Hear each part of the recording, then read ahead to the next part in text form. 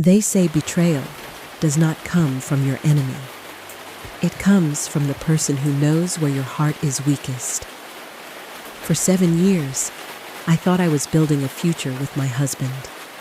I gave him my savings. I gave him my youth. I slept on cold floors, worked until my hands shook, and smiled through pain so he could become the man the world applauded. People called him a genius. They called him successful. They called him a devoted husband. But tonight, inside this empty mansion, I found the truth. A secret bank account, a hidden phone, a woman's name I had never heard before, and a baby, born into a life my money had paid for. Welcome to Moonlight Narratives. Kindly subscribe to support us. The man I loved did not just cheat on me. He built an entire family behind my back. And if you think that was the worst part, wait until you hear what he did with the money I earned. My name is Elena Vance. When I met David, he was not the powerful man people later bowed to. He had an old car that broke down twice a week, one decent shirt, and a dream bigger than his bank account. He wanted to become an architect. Not just any architect. He wanted to build buildings that would change skylines. And I believed him. My parents warned me. "Elena," my mother said, "be careful of a man who depends on your strength but cannot respect it." But love has a way of making warnings sound like jealousy. So I ignored them. When David said he needed money to start his firm, I gave him everything I had saved. When rent was due and the company had no clients, I took extra shifts. I worked mornings in an office, evenings doing freelance consulting, and nights answering emails until my eyes burned. There were nights I ate only bread and tea so David could attend business dinners looking successful. There were mornings I walked to work because we had used our last money to print company proposals. And every time I felt tired, David would hold my face and whisper, "This is for us, Elena. One day, I'll give you the life you deserve." I believed him. By the 5th year, Apex Designs became the most talked about architecture firm in the state. Big clients came, money came, awards came. David's face was on magazine covers. His suits became expensive. His car became foreign. Our apartment became a glass mansion on the hills. But something else changed too. The bigger the house became, the smaller I felt inside it. At first, the signs were small. A new password on his laptop. A second phone he claimed was for investors. Late-night meetings that always seemed to happen when I needed him most. When I asked questions, David never shouted. That would have been easier. Instead, he smiled calmly, like I was a child embarrassing herself. "Elena," he would say, "you're becoming insecure. I'm running a serious company now. You can't expect me to explain every call." And just like that, my pain became paranoia. He made me doubt my own eyes. He made me apologize for noticing things. But a woman's intuition does not always shout. Sometimes it whispers. And that whisper would not let me sleep. Then one Tuesday afternoon, David said he had a 3-day business trip in Chicago. He kissed my cheek at the door. His lips were cold. "I'll call when I land," he said. He never did.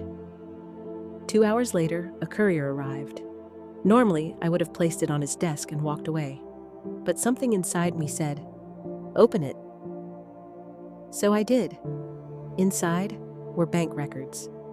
Not from our regular business account. Not from our personal account. An offshore account. Hundreds of thousands of dollars had been moved from Apex Designs into that account over 3 years. My fingers went numb as I turned the pages. Then I saw the beneficiary name, Clara Harrison. Attached to the documents was a property deed for a luxury villa in a coastal town 2 hours away. The buyer's name was David Vance, my husband, the man who told me he was in Chicago. I did not scream. I did not call him. I did not even cry. There are some moments when pain becomes too heavy for tears. It just sits inside your chest like a stone. I got into my car and drove straight to the address on the deed. The road was dark. The storm was violent. But nothing outside that car was louder than what was happening inside my heart. When I arrived, I saw a beautiful villa behind a white gate. Warm lights glowed from the windows. White roses climbed the walls. It looked peaceful. Too peaceful for something built from betrayal. I stepped out into the rain and walked toward the glass window. Then I saw him. David was not in Chicago. He was sitting in that villa, holding a newborn baby like the proudest father in the world. Beside him was Clara Harrison. She wore a diamond ring, not just any ring, the same design as mine. I stood outside in the rain, watching my husband live the life he had denied me. For years, he said we were not ready for children. He said the company needed more time. He said we had to sacrifice now so we could enjoy later. But there he was, a father, a husband, a provider, just not to me. That villa was bought with money from the company I funded. That child was sleeping under a roof built from my exhaustion.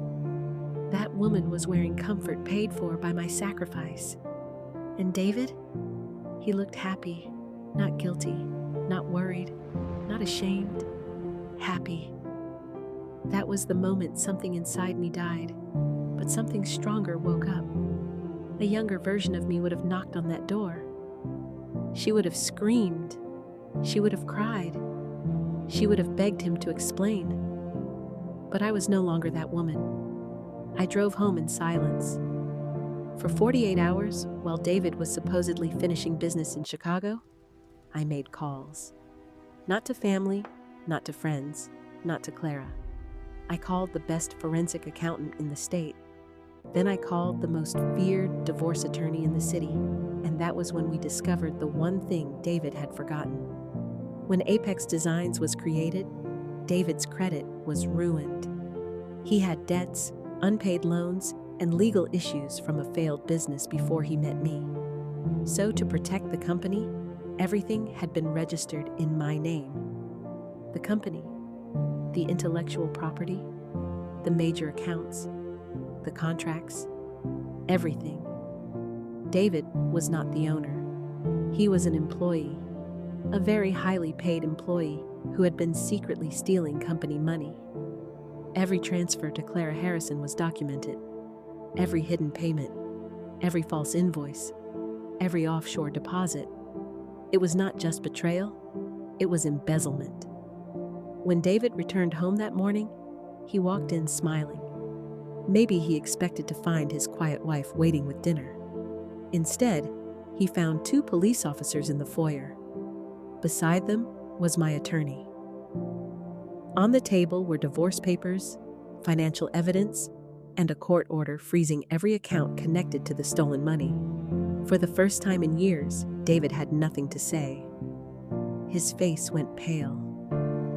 "Elena," he whispered, "please, let me explain." I looked at him and said the words he had taught me through years of lies. "You're letting your insecurities get the best of you." He lost the company. He lost the mansion. The villa was seized. The bank accounts were frozen.